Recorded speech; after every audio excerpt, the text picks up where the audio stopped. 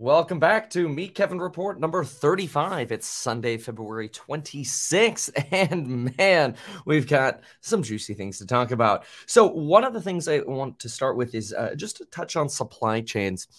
There's so many obviously leading indicators that disinflationary pressures are occurring.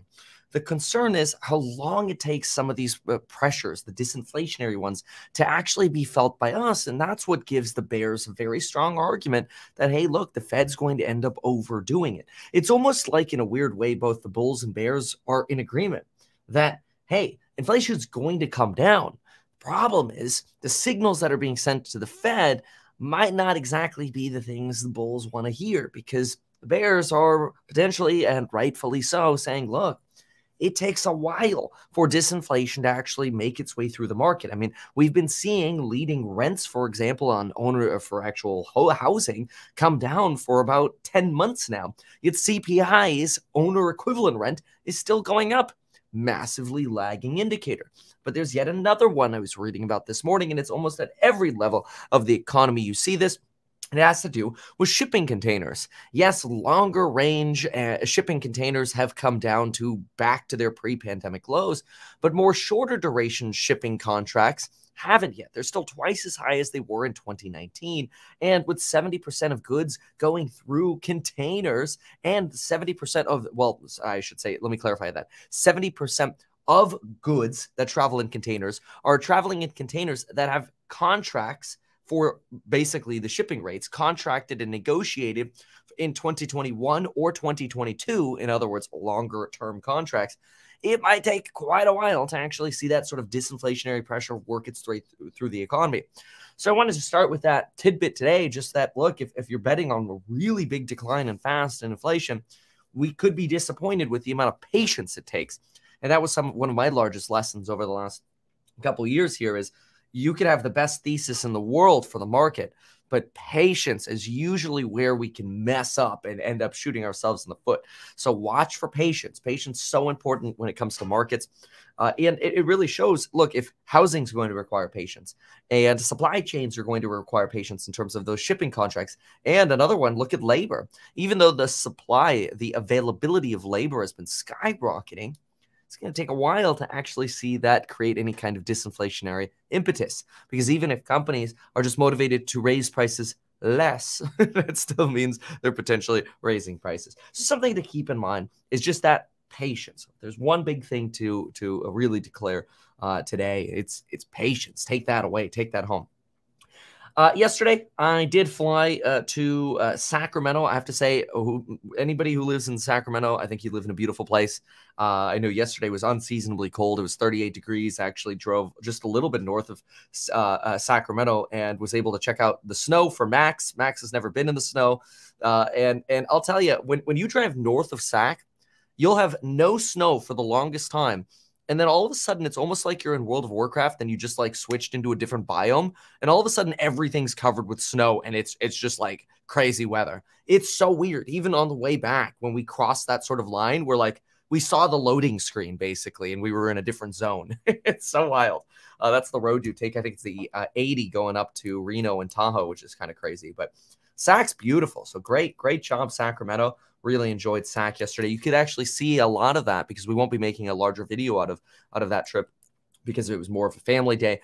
Check out my Instagram or the YouTube stories, and you'll be able to see some of the properties we looked at. I made sure to post a little bit more of the actual properties we were looking at. I've noticed one of my problems is when I get into a property, I kind of forget to IG or story. But I think yesterday I did a pretty good job. So check those out. I think you'll enjoy them. That was really fun. Also wanted to just give a shout out to Ricky Caruth. He made a really cool video right here. You can check it out. I flew with Meet Kevin, and he kind of gives you an idea of what it's like shadowing me for a day. So that was really cool. So you could just type that into YouTube, Ricky, and then Meet Kevin or whatever. So great weekend so far. Sundays are usually my favorite day because I can kind of focus a little bit more on the back end stuff. Really, it's like not surrounded by as much activity, should I say, a little bit quieter.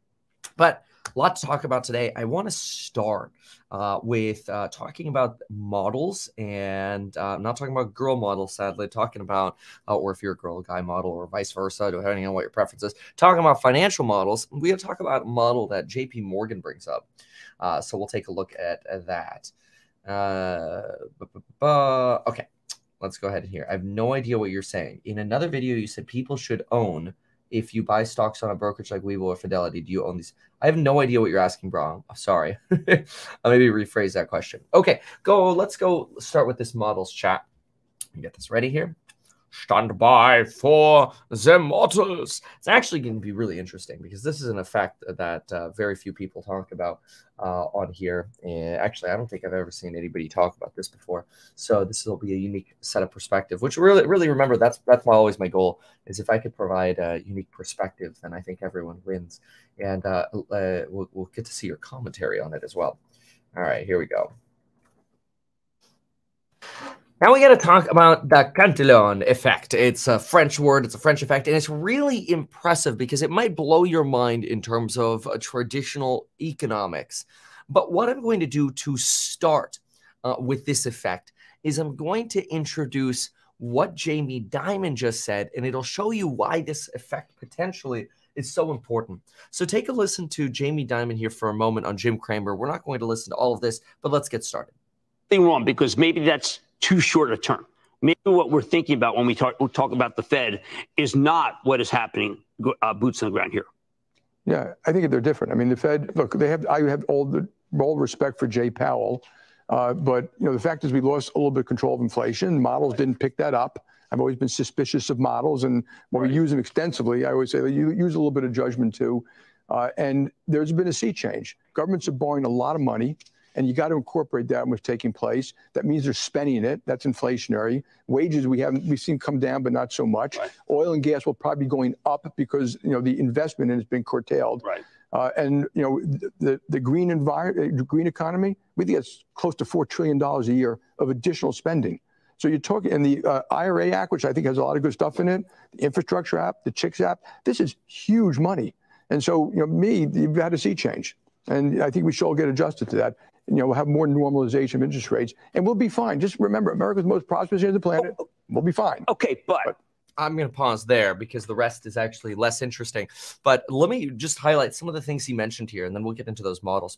So first of all, Jamie Dimon is really taking this position that, I don't know, man, even though we've gone away from sort of the monetary money printing, which is the Federal Reserve basically bailing everyone out, via essentially the unlimited money printing, which was then distributed via stimulus checks, unemployment pay, PPP loans, whatever.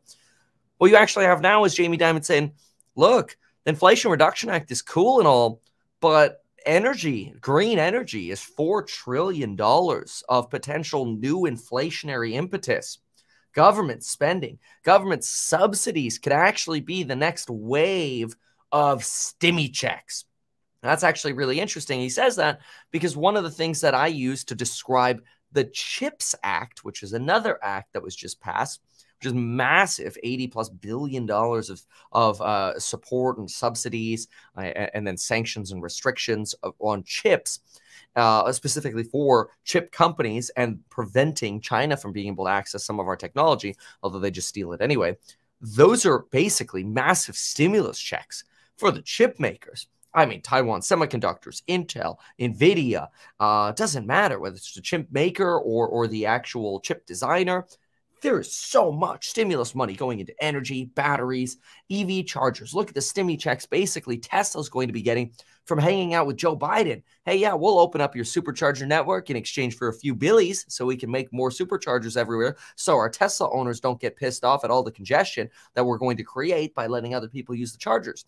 Jamie Dimon, in the nicest way possible, is basically saying we are going from people stimmy checks to corporate welfare in chips and energy, and it's going to have a massive inflationary impetus. That's actually, by the way, how China stimulates. China during this recession or sort of this COVID pandemic did not stimulate their people with stimmy checks and cash. The people had to go save their own money. It was very difficult for Chinese individuals relative to Americans or even Europeans in regards to how much government support we were receiving on an individual basis. And in China, you focused on corporate welfare, corporate support, corporate stimulus. Well, that's basically what Jamie Dimon is suggesting we're moving into, this potentially new inflationary regime driven by government spending and how we have to ignore models, traditional economic models. And we're likely to see what he says is a normalization of interest rates. That's a way of saying we probably won't be going back to 0%. Maybe we're going to stay at a Fed funds rate of 3 or 4% for quite a while longer. And we've got to get used to this idea. And that means markets really have to adjust to higher rates for longer. That sort of reiterates what I've said earlier. Patience, patience, patience. It's a very interesting idea. But another very interesting idea that somewhat compounds what Jamie Dimon suggests here is the following. And we're going to, this is so remarkable. I'm going to read a lot of this and add commentary. It's not that long. It's really worth it because in my opinion, it's just mind-blowing insight into perspective on economics. So if you're an econ person, this is phenomenal. I mean, like I usually think the flash sale on the programs on building your wealth that's going on right now, or the shadowing experience, you know, come learn from me directly, ask me questions, whatever. I think that's incredible. And that's a really good deal. But this effect is insane. All right, you ready for this? So I really like this. Let's go through some of this together. So the Cantillon effect is a change in relative prices resulting from a change in money supply. This is that sounds complicated, but it should be a very, very simple. Basically, what is being said is, look, inflation occurs when you change the money supply, how much money supply there is. We're going to keep going here in just a moment because it gets more interesting than that. You might think to yourself, oh, well, that's obvious, right? Like you print more money than you get inflation, right? Not necessarily. And this is the crazy thing about what Jamie Dimon says about models, because The Economist just talked about exactly this as well. So The Economist did this really, really good piece. The piece is right here. And it's lots of investors think inflation is under control, not so fast. And if we go through this piece, we'll actually find that there's a lot of talk about sort of the traditional idea of inflation, which is that, okay, well, if we have higher rates, we have higher rates to fight inflation. And basically, the way we calculate inflation is just as a formulaic measure of what's unemployment and what are rates doing. That's sort of the old school and traditional Keynesian way to look at inflation. But The Economist makes this really interesting argument right here that aligns with what Jamie Dimon is saying and aligns with what the Cantillon effect is saying. Take a look at this. Tracking the money supply is deeply unfashionable. So again, when I read that definition of the Cantillon whatever effect, you might be thinking to yourself, oh yeah, well duh, inflation goes up when the money supply goes up, right? But look, it's actually not the traditional school of thought. Even The Economist reiterates that. Tracking the money supply is deeply unfashionable. Since the 80s, central banks have generally focused on interest rates rather than trying to fix the amount of money in circulation. Money does not even feature, as in other words, money is not even a part of the, quote, state-of-the-art models, there's that word models, of inflation. In other words, the models of inflation that we use today don't even care about the money supply, which completely ignores the Cantillon effect. I have no idea how to say that word, so I'm just going to keep going with that, by the way, and I'm not going to excuse myself anymore. So here we go. Which the traditional models are interest rates, the real economy, which includes labor, and inflation expectations. So in other words, traditional economic models say, hey, we got to look at what are rates, what's the economy doing, and what are expectations of inflation. We've heard that a million times before, certainly from my channel as well. Hey, as long as inflation expectations are anchored, maybe we're okay. But that's also important to make sure that we're on the path towards disinflation. Otherwise, oh God, otherwise those expectations will break. And then we have to make things worse, like throwing your pencil. Oh, I hope I didn't break the tip. Oh, it still works. Okay, cool. Anyway, so what do we have?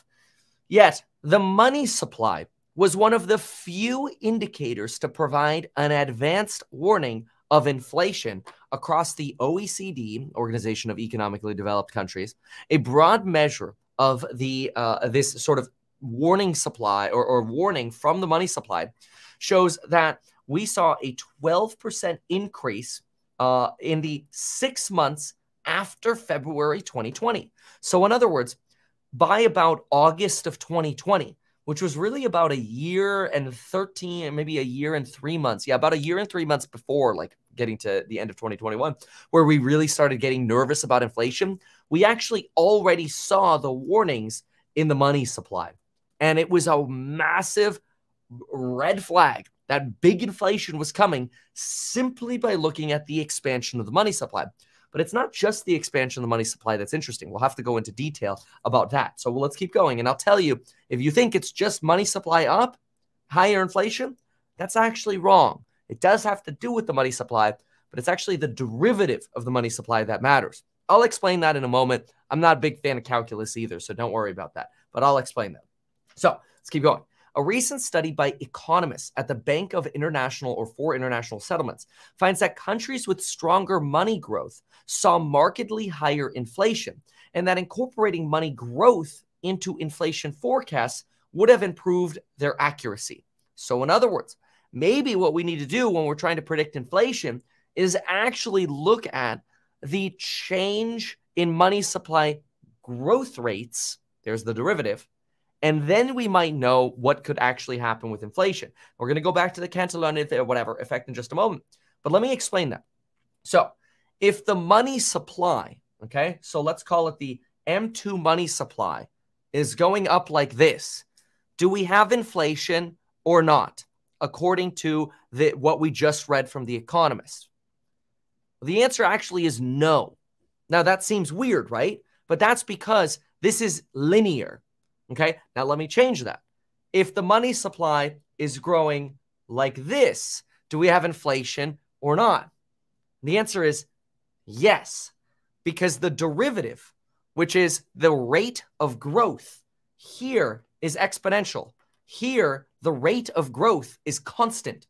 So the growth rate is, if we're now measuring the first derivative, which is like the acceleration, think about it like when you hit your gas in your car. If you get to one level of acceleration where you're adding maybe, I'll just say a mile per hour per second, let's just say, your actual rate of growth or your acceleration is actually constant, right? The graph of your acceleration is constant. It's flat. You're accelerating at the same speed.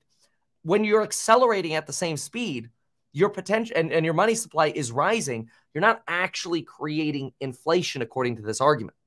The argument is actually that when you hit the gas faster and faster and faster, and you're accelerating faster and faster and faster, and your derivative line is growing. In other words, the rate of growth is expanding. So in other words, if you're thinking about like company earnings, think about that a little bit differently. Think if you're growing at 25%, 25%, 25%, your rate of growth is constant, right? But if you're growing at the money supply at 25%, then 35%, then 45%, or maybe even 50% to go along with the sort of the more exponential curve there. Maybe it's even 60%, right? Now your rate of growth has shifted from a constant to much faster. What happens when you do that? Boom, inflation. That's where the inflation comes from. And it's really interesting because if you look at the money supply graph, you could see right here, look at the constant, almost constant increase of the money supply here, right? No inflation. No inflation right here during all of this. No inflation. But look at when the rate of growth changed. Boop. Big fat rate of change, right? That was a red flag. That was a huge warning signal that said, uh-oh, the rate of change has exploded. We're about to deal with a whole hell of a lot of inflation. That's fascinating. Now let's keep going with the Cantillon effect. Okay, I feel like I'm saying it like an Italian, but it's actually French. See, it came from a 1680s book, which actually came before Adam Smith and the Wealth of Nations book. And it's the Essai sur la nature de commerce in general, whatever. Essay on the nature of trade in general. Okay, whatever, who cares? So, since the 2000s, the world's largest central banks started to run out of policy tools, like lowering interest rates, and many were aggressively creating new money during each major financial crisis. Yeah, so you have a financial crisis, they just turn the money printers on. The current state of the U.S. economy is experiencing inflation expanding during the Biden administration at rapid levels, resulting in the increase in prices that occur in energy, blue-collar labor, and food, but not in other products and services. Keep in mind, this article is a little bit older, but it teaches us a principle that is very important today, okay? It's very important to internalize this one. Personally, I would write this down in your notes somewhere because it's so interesting. But anyway, with the creation of the U.S. Fed and the U.S. exiting the gold standard, the C effect has favored investors and owners over wage earners, workers in the aggregate. Okay, I started my channel around that thesis. My channel exists around the belief that you will not build wealth if you are not either an investor in stocks or bonds, real estate, or businesses. That's it. You have three choices to get rich in America, okay? Stocks, bonds, businesses, real estate. If you have none of those, you're probably poor, and you're going to stay poor. It's just like, I wish they would teach you that in 5th grade so you could like put that mindset to work earlier. But you know, most people don't learn that until they're like 25 or 35 or 45, and then it starts getting too late. It's sad. But I don't know. Maybe they do that by design. It's sad. The C effect also had a theory in which the beneficiaries of the state creating the currency is based on the institutional setup of that state. This essentially means he who is close to the king and the wealthy likely benefited from the distributional choices of the currency through the system. Think about all the PPP money, right? Like the people with, guess what? Real estate, stocks, and businesses got the gold. Anyway, since the 1950s, most of the world has adopted a Keynesian style of economic theory. In times of financial crisis, the central banks are used to increase the money supply, and the large banking institutions like Jamie Dimon and the capital markets distribute or lend out that money, calm markets, and prevent bank closures. Time and time, it is clear that in the case of the U.S. capital markets, many of the U.S. banks, large private equity houses, and Wall Street fare well after central bank QE. I mean, that's obvious. So they turn on the money printer. Who wins? It's banks, private equity, and Wall Street. Whereas you individual savers are usually the ones who deal with the jump in inflation and the loss of purchasing power. That's during a QE regime, right? So in other words, they're saying, look, under the Keynesian economic school of thought, when you turn on the money printer to sort of minimize the effects of a recession, you're really benefiting rich people more. You're hurting poor people because of the inflation you're creating thanks to the derivative change, or the change in the derivative of the rate of growth of the money supply. Anyway, chanting the phrase by various heads of state of Build Back Better can essentially mean who gets the new money out of the crisis and where shall that capital be allocated. Okay, now this is interesting because look how crazily this relates to what Jamie Dimon says. Jamie Dimon says energy, like the green explosion, basically chips, right? That's who wins. That's who wins. That's awesome. All right. So by analyzing the current U.S. financial and economic system, tech companies like Amazon, which lobby the U.S. government, and U.S. airlines benefited tremendously. That could be said of other governments across the world as well. The pandemic was a boom for the ultra-rich, according to the World Economic Forum. Interestingly, with the passage of the CARES Act, PPI, UBI, basically, blah, blah, blah, we basically supported businesses. Okay, fine. But the Federal Reserve now preaching about the risks of U.S. income inequality and climate change, which is interesting as their QE policies have clearly widened the income gap. What policies can be used to mitigate the Cantillon effect? How are institutional investors such as sovereign wealth funds, pension funds, and basically institution? How is Wall Street getting ready for the crash, so to speak, when QE goes away? Now, what's interesting is I didn't tell you this, but this was written basically at the top of the market, October 2021. In other words, they used the Cantillon effect to predict the disaster that was about to happen. In other words, hey, QE, really great for Wall Street, private equity and businesses and the rich. But when that QE flip-flops, be careful, It's going to be hard unless you have new forms of government support. Now, what complicates things today is we do have new forms of government support, and they happen to be in energy and the green space, as well as chips.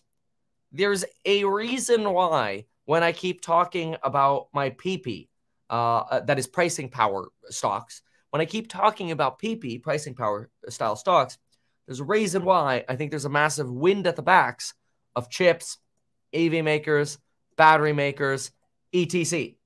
There's a reason. Okay. That's why I'm a big fan of pricing power style stocks, especially based on the handouts of government stimulus. Unfortunately, the Cantillon whatever effect now suggests that we're having a reversal of the massive inflation effects via looking at the M2 money supply. We could see that the previous rate of growth that we've had in the M2 money supply has actually turned negative. Now, that's obviously because we're going through a quantitative tightening cycle. So let me explain that in relation to this effect quickly. If previously, and I'm just gonna overly simplify this, okay? If previously we were growing the money supply at 2% a year, so we're going plus 2%, plus 2%, plus 2%. There we go. How much inflation do we get? 0, because the rate of change is actually constant. So it's almost like inflation is a factor of the rate of change in the expansion of the money supply.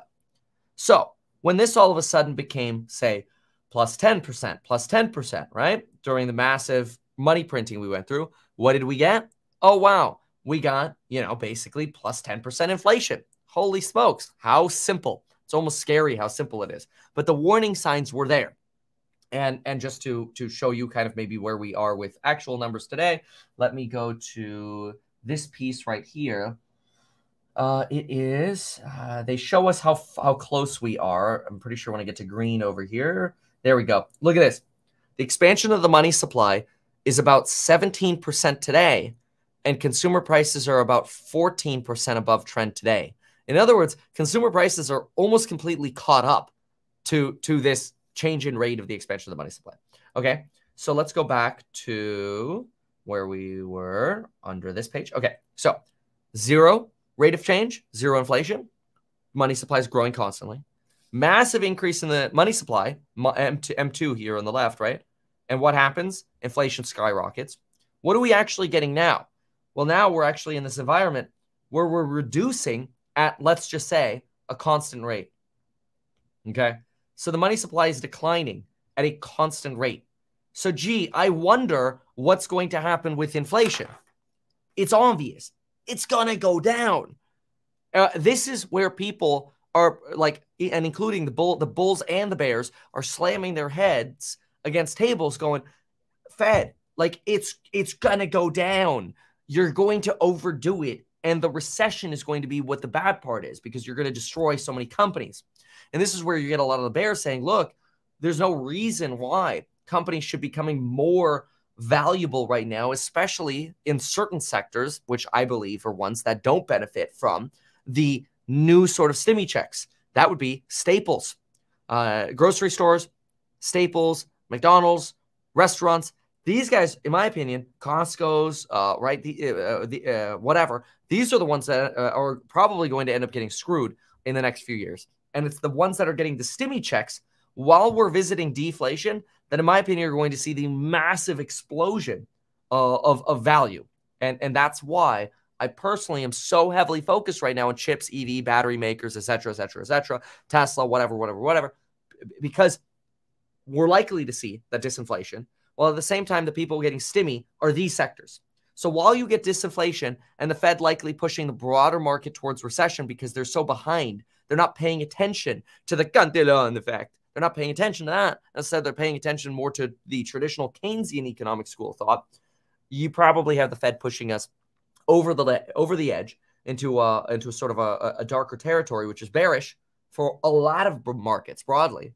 But in my opinion, actually oddly bullish for the ones who are surviving and getting the stimmy checks. And those are those here. So hopefully you learned something with the Cantillon effect. Man, take a shot every time I've said that in this video. You'll be fine. Just don't drive. Cheers. All right. That was fun. I like that one. That whatever effect. That should be the Kant effect.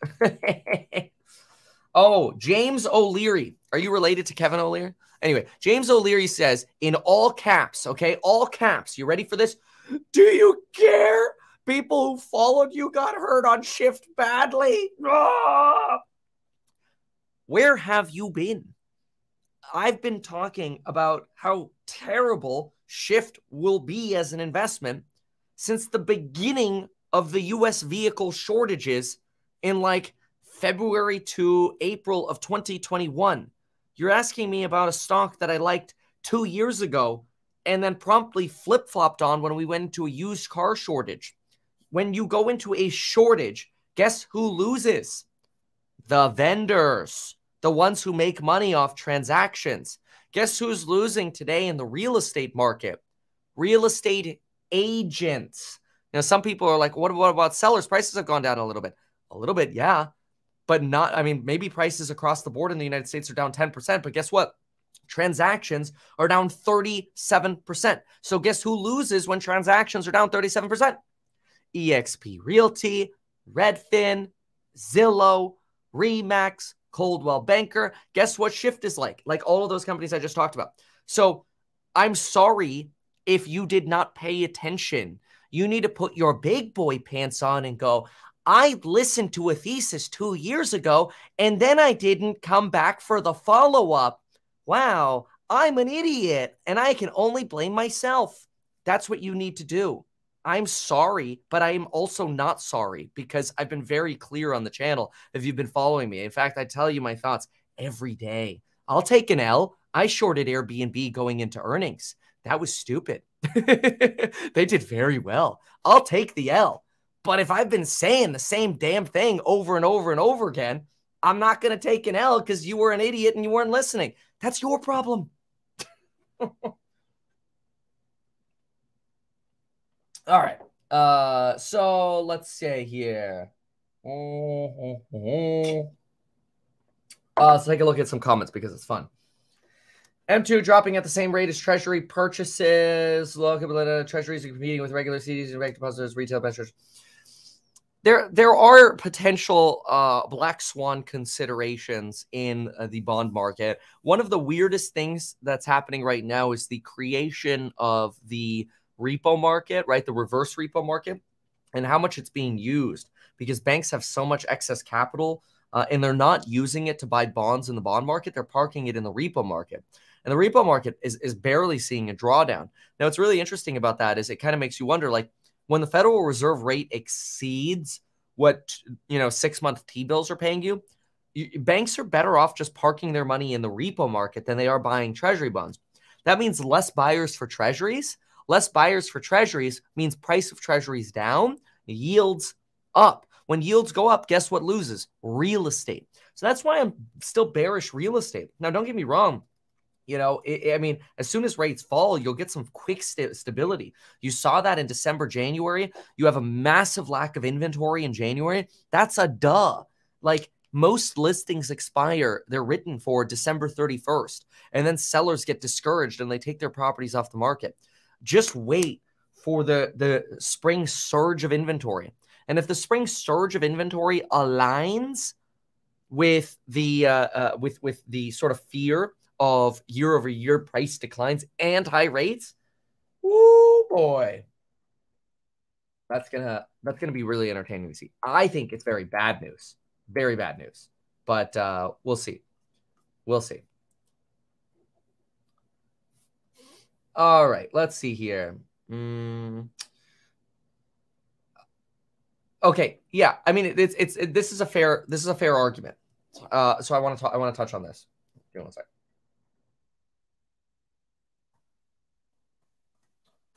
Now, fair follow-up here. You say a constant rate of M2 increase didn't lead to inflation. How does a constant rate of decrease mean deflation? Okay, let's clarify that because you're right. When we go back to the question mark I drew here, the point that really is being made is it's to say that, okay, if we're switching, so when we inflect, there will be an impetus change. And even if that impetus change is going back to zero, right, which is not deflation, this change right here is considered disinflation, right? Going from a higher level to a lower level, that's considered disinflation. Going negative would be deflation, right? Generally, it's going to be technology that's going to push you into deflation, which could happen. But you're right. Let's clarify that. Let's not go as far as calling it deflation. But the idea would be if we're getting to this impetus of a contracting money supply, we should be approaching zero. Now, obviously, this is a broad effect, and it's hard to sort of micro down and say this is exactly what's going to happen. But I would guess solely by looking at this effect, and of course, the leading indicators we're looking at, whether it's corporations, earnings calls, whatever it may be, and the supply of labor, which has exploded. We do still have crazy labor mismatches, though, which is a problem. But anyway, we would expect to see disinflation over the next few years very, very rapidly and very quickly.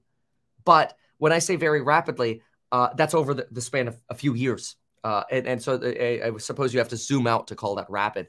But I do think that in 10 years from now, we look back and we're going to go, wow, yeah, money supply was expanding at a constant rate. Okay, no surprise. Inflation was what? Stable. Oh, you all of a sudden expanded money supply super quickly. What happened? Oh, wow, you had inflation. Oh, then you went back to a stable money supply and a stable rate of now contracting money supply. What happened? Oh, wow, inflation basically went back to stable, right? And then this period of time right here, I think this is what you'll end up labeling as, there we go, let's write this here, transitory. Now, again, that'll be painful because it'll actually have been 2022 to probably 2024 or 5, right? So this period of time will have felt very long and hellish, but it could, according to this principle, should end up proving to be accurate. And then who wins during that time? Well, again, the ones getting the stimmy checks, in my opinion. My thesis. So, you know. All right. Stand by.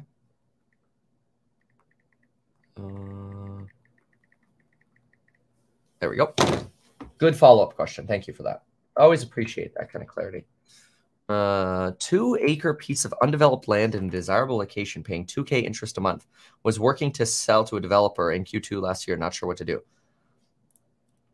All right. I hate to say this, but the number one thing I say not to buy in the real estate investing course is land. Land is an alligator. Like, it makes you no money unless you're in farmland, then that's different. It makes you no money, and it's illiquid, and it costs you money, right? You have to maintain the lot, and then if you have a loan on it, you have to pay, as you said, interest on it. Personally, I would get rid of that lot as quickly as possible. Not personalized financial advice for you. That's what I would be thinking. I think development is very difficult. If you're getting into development, you better have a lot of experience in development. And speculating on raw land is very difficult because you're not selling it to, a home buyer, of which there are millions, right? You're selling it to someone who specifically wants to develop there. That's very challenging. So yeah. Anyway, I don't. Now the worst kind of land you could buy would be land with alligators on it, because then it's just ironic. More Austrian economics. Yeah, okay. So by the way, what we just described was Austrian economics, school of thought, right? The Cantillon effect. Yeah. Okay. All right, let's go on to the next topic. Oh, yeah, we get to talk Tesla next. That's going to be cool. All right, let's do some Tesla talk. What does a good old Taffy have to say about Tesla? This is quite interesting. So we're going to pull this up. It's also cool because I interviewed Brett Whitten from ARK Invest. In our flagship strategy. Oops, he was great. Watch that on my channel if you haven't yet. Just type into YouTube, Meet Kevin, ARK Invest or Brett Whitten or whatever. Okay. One sec.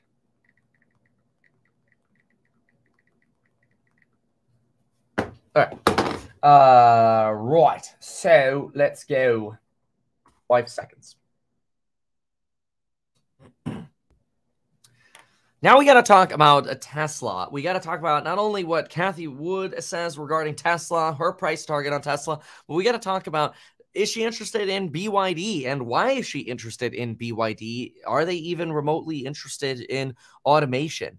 What kind of cost curve reductions are we looking at? Is it just batteries, or is there something else to pay attention to as well? And has Elon Musk liked any of Kevin's tweets yesterday? Well, I kind of gave that away. Yes.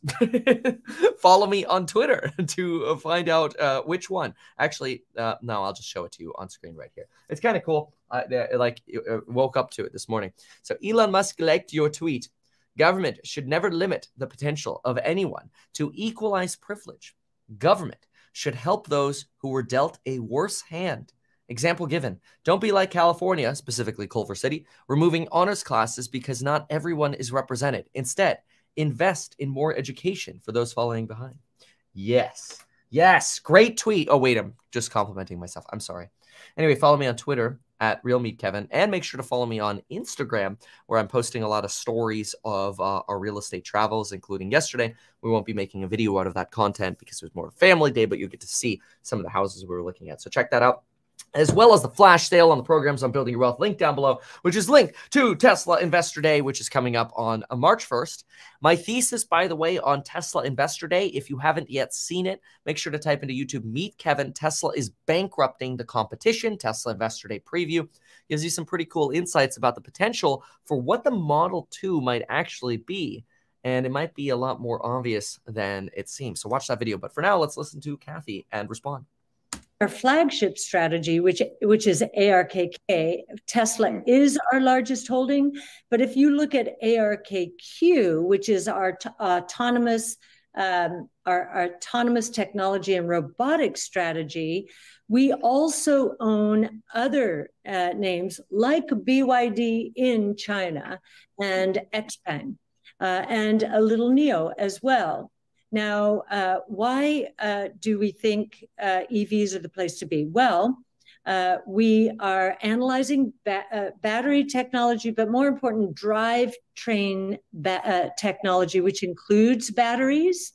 And if you look at the cost curves associated with drivetrains, what you'll see is that for every cumulative doubling in the number of electric vehicles produced and sold, costs decline by roughly 28%. And it seems as though already... Keep that in mind for a moment. If, let's say, a drivetrain costs $1,000, once you produce twice as many, so let's say Tesla goes from 1 million vehicles to 2 million vehicles, or any electric vehicle manufacturer, she's basically saying that $1,000 is now potentially only going to cost, let's see, 28% minus, so $720. Great. That's fantastic. Now, remember, the battery day or the investor day goal is to potentially show how the next Master Plan 3, MP3, can reduce costs, all costs, by 50% for cost of goods sold of electric vehicles at Tesla. Of course, she's broadly talking about just specifically EV drivetrains and how those cost declines are so rapid, something that you're not seeing in ICE vehicles. Those have already reached essentially their bottom in costs. Like, you're not making internal combustion engines cheaper. They've already hit their low, so to speak. And if anything, their longer term cost has started to trend up because of just the inflationary impetus that we've been going through. But anyways, let's keep going. Already, the total cost of ownership of an electric vehicle is lower than that of a gas-powered vehicle, which means which helps us understand why last year electric vehicle sales globally were up, I believe it was 62 or 64%, while gas-powered vehicles were down about 7% globally. So the electric vehicle shift is underway. Consumers want electric vehicles, a total cost of ownership cheaper. So last year, there were 7.7 million electric vehicles sold around the world. We think that number is going to 60 million in the next 5 years. Now, the consensus estimate is that it's going to only 20 million. So there's still a big gap between. Think about that. That's a 3x she's suggesting. Where we are and where the consensus view is. That 60 million, we believe, will account for 75% roughly of all vehicles sold in 5 years. So electric vehicles, very important. Now, many people focused on Asia say, wait a minute, BYD is winning here. And if you look at last year's sales, BYD sales, if you look at hybrids and battery electric vehicles, they were up 211% to roughly 1.8 million units, whereas Tesla's vehicle sales were only up 40%. And so the question from Asia is, well, isn't BYD ahead of the game here? You might say yes, based on those statistics, but if you take out high. By the way, this is a counter to Charlie Munger, right? Charlie Munger's like, BYD is going so great. So this is basically, without saying it, Cathie Wood directly responding to Charlie Munger. Now, because of where I paused here, she's basically saying, if you take out hybrids, here we go. Hybrid vehicles. And we think hybrid is going away. Hybrid is 2 systems in one, much more complicated, much more costly. And you look on that basis, BYD's pure battery electric vehicle sales last year were 900,000, whereas Tesla's were 1.4 million around the world. But electric is not the whole story here.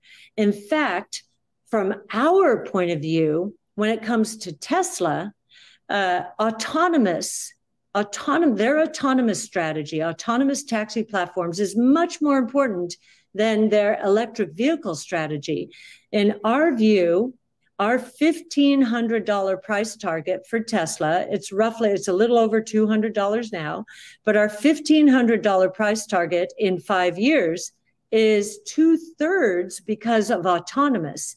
And when we listen to BYD, we do not hear autonomous as a strategy. That, by the way, my opinion, huge boon for which company? No, I know you're saying Tesla. It's okay. NVIDIA. Seriously, huge boon for NVIDIA there. Now, I don't want to come across as like hyping NVIDIA right now because the darn thing ran so much after earnings because all they did was talk about AI and it's like, rah!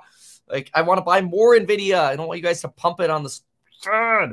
I understand AI is important. Don't get me wrong. Cathie is going to talk about it as well. Okay. Like, yes, but like most companies have already been using AI and developing AI. They've just not really been talking about it since ChatGPT. And now everybody's like, don't worry, we too are working on our AI. Yes, I too am working on AI with our company HouseHack. Okay, like, it's not that big of a deal.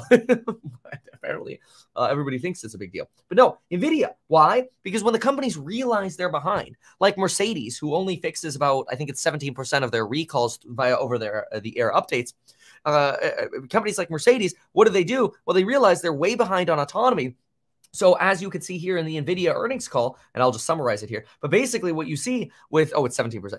What you see with Mercedes is Mercedes going to companies like NVIDIA for their autonomous and automotive technology, whether it's the systems on chips or whatever, the GPUs for the neural nets, the AI basically for your driving and observation, whatever. I think NVIDIA is actually a big winner of automotive companies falling behind Tesla. I think a lot of people, I mean, look at it this way. Toyota, Mr. Toyota from Toyota is like, oh no, hybrids are the way. That's the future. That guy gets fired for reiterating that hybrids are the future, and he's part of the silent majority. He's fired. Now you get somebody else who's coming in. What's he saying? EVs are the future. And it's true. Like, electric vehicles are the future. So pure EV platforms coming soon for Toyota finally. Finally, they're getting with it. But look at that. That's like 5 or 6 years behind when they should have made that realization. They should have made that realization back in 17 or 18. Now you've got companies that are like, Toyota's another one of them, by the way. Oh, we don't need autonomy. We just need adaptive cruise control or whatever. You know, like I drove pretty much a brand new Sprinter van yesterday. Sprinter vans, by the way, absolutely beautiful. Fantastic cars. I cannot wait until Tesla makes a Sprinter van. And I know that Elon Musk has a place in his heart for the Sprinter van. I think they're just probably too large to gigacast yet, and they got to kind of perfect the model before they get to larger ones. I don't know. That's my hope, and that's the excuse I'm giving. I just hope by 2030 I get a Sprinter van from a Tesla. And that's because I want the autonomy. I'm driving this thing, and it sucks. It sucks. I'm sitting there for like 90 minutes, and I have to hold the steering wheel. Okay, I know that sounds terribly first world, but my point of that argument is once you drive every day and you technically don't drive because you're on full self-driving, you're just sort of supervising. How do you go back? You don't. But the legacy companies are so far behind.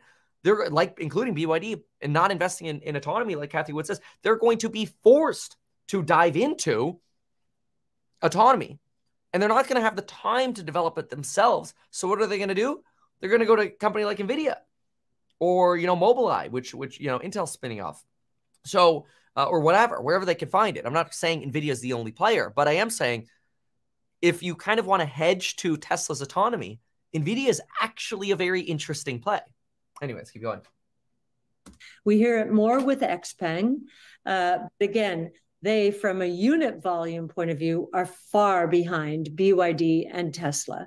So that's how we're looking at the world right now. I think when you're talking about electric vehicles, you're not talking just about the drivetrain strategies. I think the companies that are going to win, as I mentioned before, are not focused only on electric.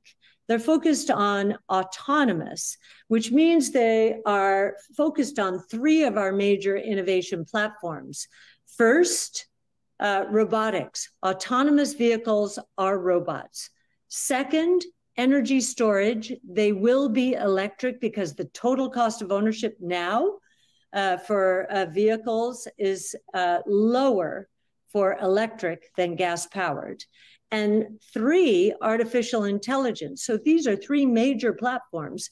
Artificial intelligence will power these autonomous electric vehicles. And we believe that Tesla, from a thought leadership point of view, is leading the charge, so to speak, in this movement towards autonomous electric vehicles. And just in terms of your fragmentation point, the $5,000 vehicles, if you look at the range and performance of those vehicles, there's no comparison to a Tesla Model 3. The range is very limited. The power is very limited. So you really do have to adjust when you're talking about price for range and performance, which is what we do. Well, most people do, but there are some people who are so convinced that Elon Musk is an evil man that they don't do that. And it's so weird. I feel so terrible about it, but there's someone in my family who is such a person. I still love them. I'll still have beer with them. Whatever. Just saying. It's crazy. And I do believe that Tesla has, for a given price, the best range and performance of any car on the market today. One of the things I could say, David, sorry. Go ahead. That we're not just talking about battery technology, drivetrains, when we're talking about autonomous. We're talking, as I mentioned before, about robots, energy storage, artificial intelligence, and we're talking about software as a service. So over-the-air software updates. I bought my first Model 3 in 2018. I have never taken it in for service. I have never been to any station. I don't have to go to a gas station. Okay, warning, do not ride with Kathy. Her tires are probably bald. Just kidding. That's obviously different than service, but it's like, that's important. So think about that, how much in the way of costs and convenience I have been saved over these last 5 years. The most important variable, we believe, in this new AI age is proprietary data. And I think if we're looking for killer apps, a lot of people are trying to compare this to the early days of the internet. And we didn't know during the early days of the internet that It was the apps on top of the internet that were going to garner all of the economics, the social networks, of course. And today, what we believe people are missing is that the big winners are going to be those companies that not only have the right AI expertise, but also have the right domain expertise. If you talk about life sciences and multiomics, DNA, RNA, proteins, methylation, you've got to have domain expertise and understand that. But even beyond that, you have to have your own data. So we think that AI is going to cause one of the most profound productivity increases in the history. This, by the way, is very similar to what Brett Whitten, who's obviously also at ARC, mentioned in the interview with me, which, I mean, you should watch that interview. It's just type into YouTube, Meet Kevin, ARC, Invest, and you should see it. Brett Whitten, phenomenal examples of that productivity increase that AI could do in your life, where maybe that AI isn't separate on like ChatGPT, but it's like built into your Excel spreadsheet or your email or your text messages or whatever. And it makes your life so much easier. I mean, I just want to give like a simple, super easy example of something that already exists today that makes my life easier. Is like, if I want to say like, if somebody's like, oh, where are you? On an iPhone, I can just type, I'm here. And then it shows up. You press the little button. It's like current location. Boom. It already does that for me. Think about that just like on steroids, right? With what, where technology can go in terms of understanding what we're trying to do and then simplifying our lives. It's really incredible. Which always remember, if you also want to simplify your life, use the flash sale down below to get lifetime access to the programs on building your wealth. Whether that's a 0 to Millionaire real estate investing course, most popular right now, followed by Stocks and Psychology of Money. Both of those as a bundle, very, very popular. Fantastic way to learn how to build your wealth in investing. And then if you are looking for making more money as an employee or entrepreneur, more tax benefits, LLCs, whatever, check out the Elite Hustlers course. These come with a lifetime access to their live streams, and would love to have you there. Let's keep going. Of the world. And so you have to, as you're looking at investing, you must look at companies and how they're harnessing AI to lower their cost structures. That's the first killer app. And then other companies that have proprietary data, like Tesla, we'll go back to Tesla. It has collected over the last 5 to 7 years the highest number of real world driving miles in the world. In fact, it has probably collected more miles by an order of magnitude than all of the other auto and tech companies around the world. And that's why we think it is in the pole position to develop and win at the autonomous taxi platform strategy. The first company to get from point A to point B most safely and quickly is probably going to win. So we're looking at a lot of winner take most opportunities in this new AI world.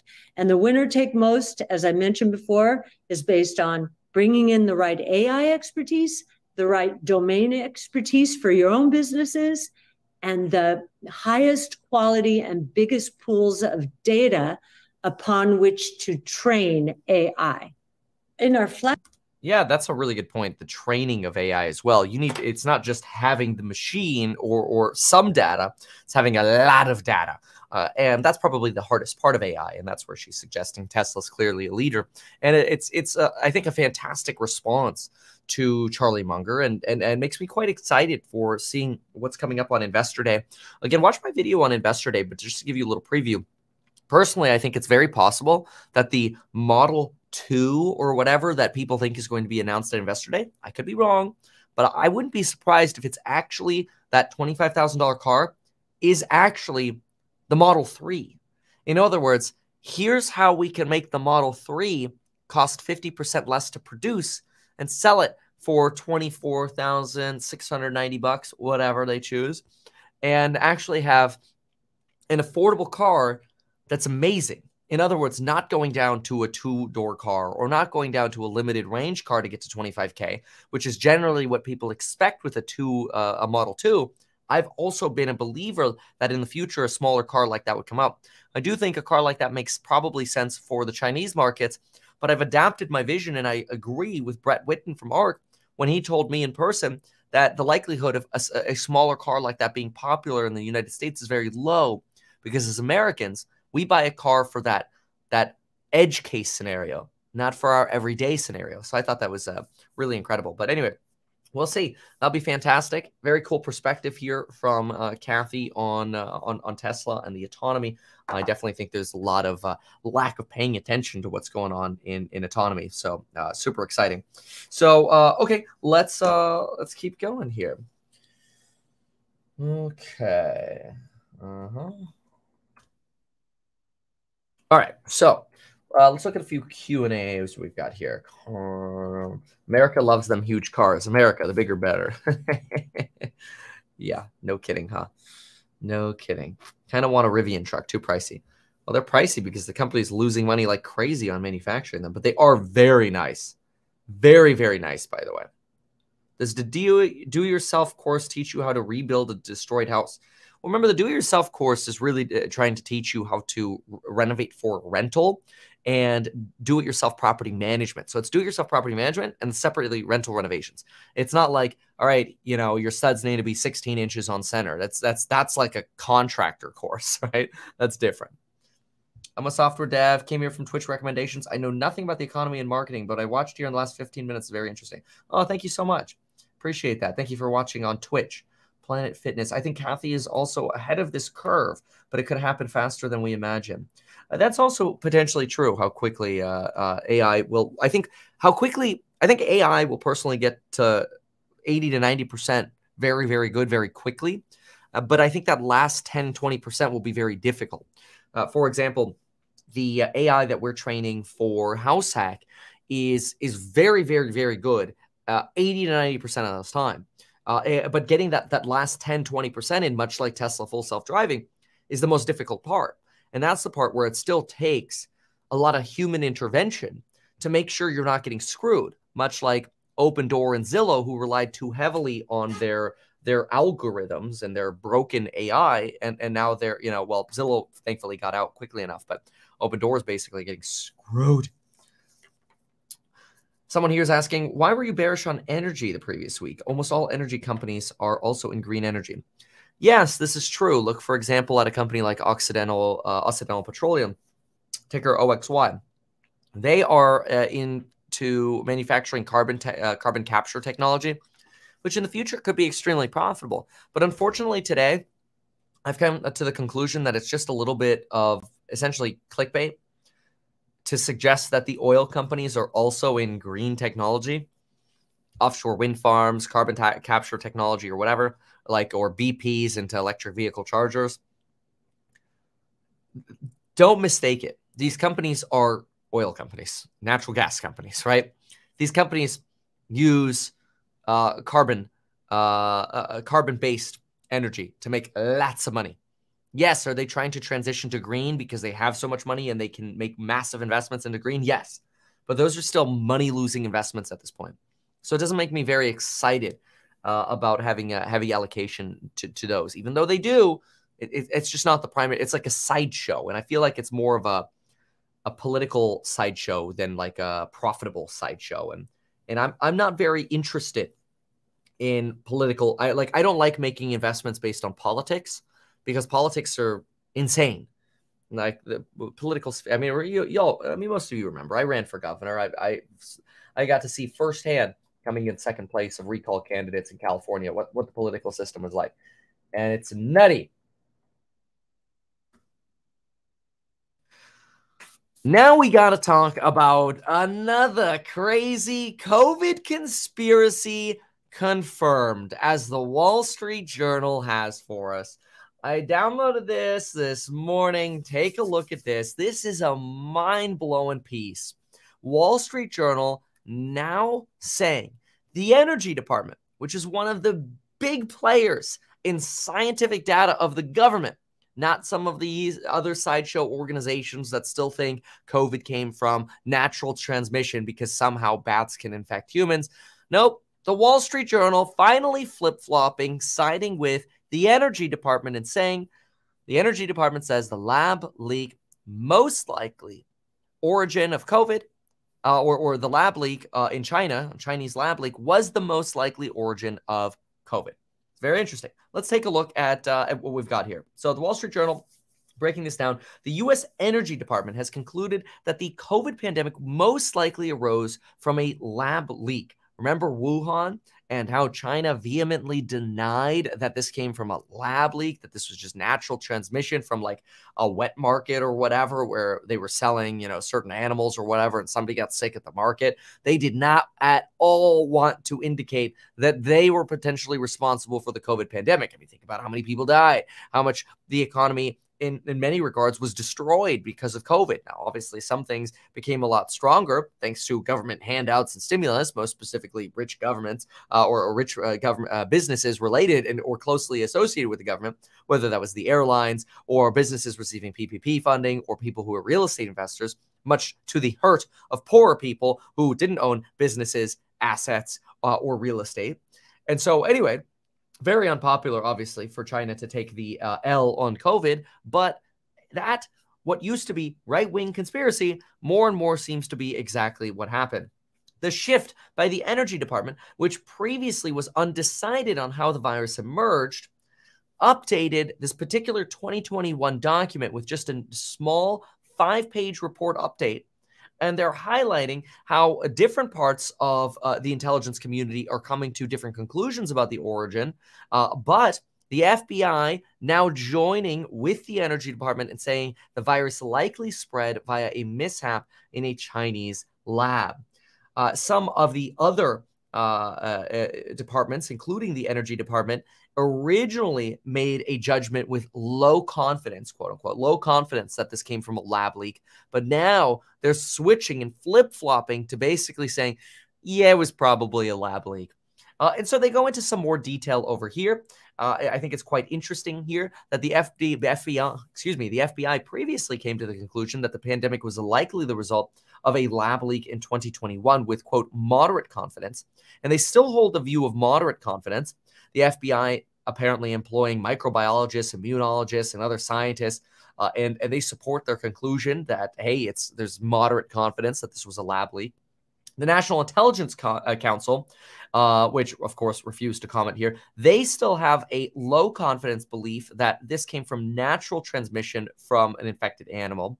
The CIA and other agencies believe that, let's see here, are still undecided between the lab leak or natural transmission theories. But the Energy Department flipping is seen as a pretty big deal. And there's a reason it's on the front page of the Wall Street Journal, because the Energy Department is seen as having scientists which could actually potentially really have a conclusion in this that matters most or carries much more weight than the opinion of the FBI or the CIA. The update here, which was less than 5 pages, was not requested by Congress. Officials didn't say if an unclassified version of the update would be issued. The COVID-19 virus first circulated in Wuhan, China, no later than November of 2019. The pandemic's origin had been the subject of vigorous and sometimes partisan debate amongst, well, the community. Stanford microbiologist who has argued for a dispassionate investigation of the pandemic's beginnings welcomed word of the updated findings. Kudos to those who are willing to set aside their preconceptions and objectively re-examine what we know and what we don't know about the COVID origin. Who has served on several federal scientific advisory boards. My plea is that we do not accept an incomplete answer or give up because of political expediency. And I think, unfortunately, that's what we ran into a lot of during the COVID pandemic. And it's something that, I have to say, kind of funny, but finally you're getting some of the more mainstream comedy outlets picking up on how ridiculous some of the elements of the COVID pandemic were. And it's quite fascinating. For example, Elon Musk shared and retweeted a SNL, and I'll go ahead and play that clip. It's this 30-second clip here from SNL, and it's hilarious. but it also kind of makes you scratch your head a little bit. But listen to this and then think how this relates to what we're seeing here from the Wall Street Journal. Let's listen to this one here. Okay, so the movie goes like this. The biggest drug cartels in the world get together and buy up all the media and all the politicians and force all the people in the world to stay locked in their homes. And people can only come out if they take the cartel's drugs and keep taking them over and over. I threw the script away. I mean, who is going to believe that crazy idea? Okay, so the movie goes like this. That's a good one. That's essentially making fun of the idea that the COVID pandemic and how it played out with got to take the vaccine if you want to go out, play out much like a really bad movie script. But anyway, going back to the Wall Street Journal article here, it's worth noting this section here where they say the Energy Department's conclusion is the result of new intelligence and is significant because the agency has considerable scientific expertise and oversees a network of U.S. national laboratories, some of which conduct advanced biological research. Now, if we jump over here, this idea that COVID came from some form of animal source, as the Wall Street Journal points out here, is interesting because there's really a lack of an animal source. And that's why Wuhan has been sort of the center of attention, because Wuhan is where China spends most of their time studying coronavirus research, which, remember, what is the common cold in America? The common cold is caused by 4 different strains of a coronavirus. It's really interesting. This is where you actually have people who have gotten sick with the common cold have potentially more of an immunity in the near term against COVID because they just had the common cold, which shares similarities to COVID because they're all coronaviruses, human coronaviruses, than the benefits you might have gotten from a recent booster. Kind of interesting. Immune imprinting obviously has a lot to do with that as well, as the Wall Street Journal has previously described that immune printing makes boosters substantially less effective because the more you get boosters, the more you're really just boosting your resistance potentially to the original strain of COVID in the original vaccines and not actually the new strains. Fascinating. However, the idea that Wuhan is the center of China's extensive COVID research is something we already know. And that's why the focus is on Wuhan and the idea that, hey, it's probably likely that COVID came from a lab in China and was a little oopsie-doopsies, which is pretty bad on the international community scale for China. It's more egg on the face for China because it suggests that, hey, China, you shouldn't be on the edge of research because y'all are going to screw it up.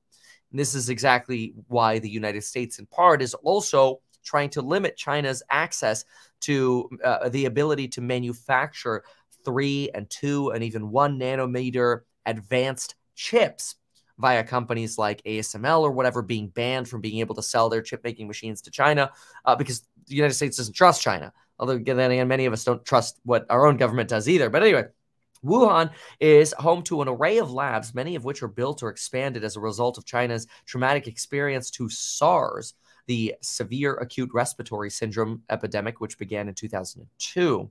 They include campuses of the Wuhan Institute of Virology, the Chinese Center for Disease Control and Prevention, and the Wuhan Institute of Biological Products, which produces vaccines. An outbreak at a seafood market in Wuhan had initially been thought to be the source of the virus, but some scientists and Chinese public health officials now see it as an example of community spread rather than a place where the first human infection occurred, the 2021 Intelligence Community Report said. Remember, this is just now coming out, this flip from the Energy Department, an adjustment to that intelligence report. In May of 21, President Biden told the intelligence community to step up its efforts to investigate the origins of COVID and directed that review. It drew on the work of U.S. laboratories and other agencies. Congress, he said, would be kept informed of the effort. The 2021 October report said there was a consensus that COVID-19 was not the result of a Chinese biological weapons program, but it didn't settle the debate over whether it resulted from a lab leak or came from an animal.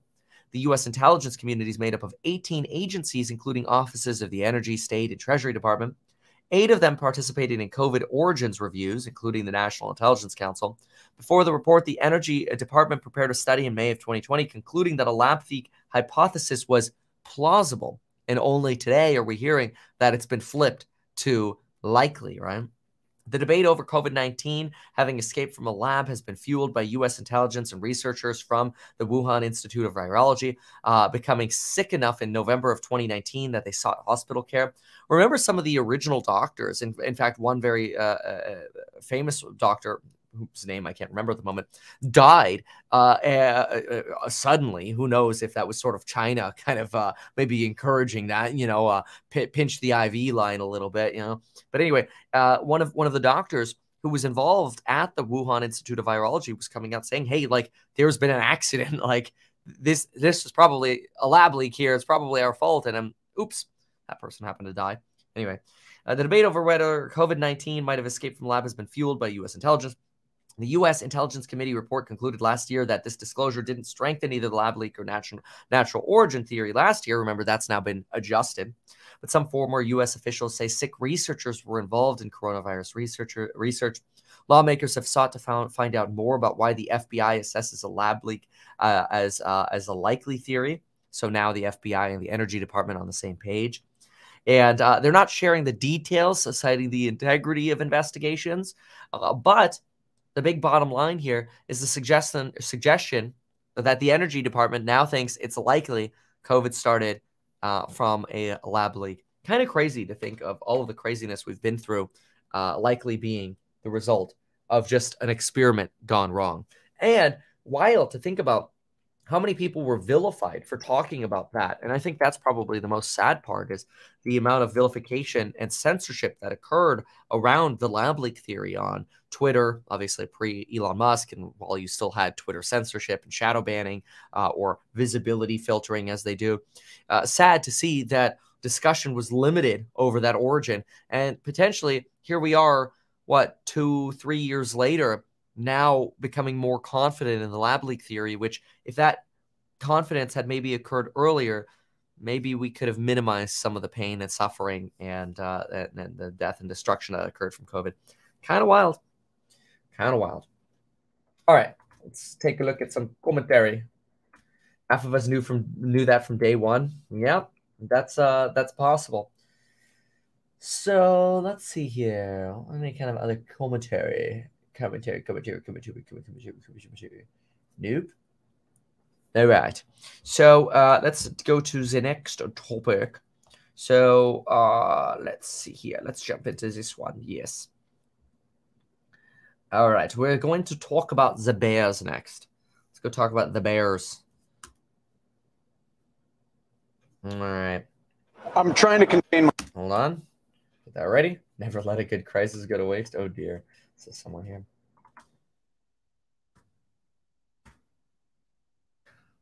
Now we've got to talk about the Bears again. Let's take a listen to what some of the Bears are saying, and we're going to talk about what is being said about maybe this time is different.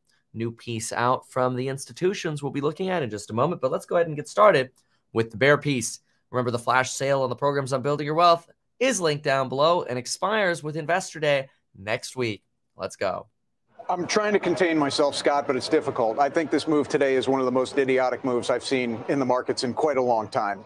Today's news is not news, okay? Last week you had the CPI and... This is talking about PCE, right? So the market moving down on moving red.